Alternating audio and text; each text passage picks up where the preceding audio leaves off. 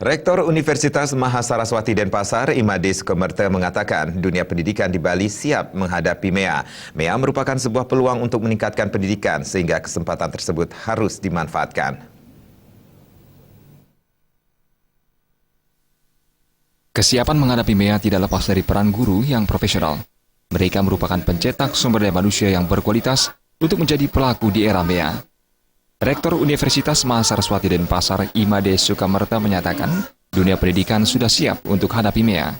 MEA merupakan salah satu peluang karena Indonesia memiliki beberapa kelebihan. Kelebihan tersebut yaitu dari etos kerja dan akademis di dunia pendidikan di Indonesia tidak kalah dengan negara ASEAN yang lain.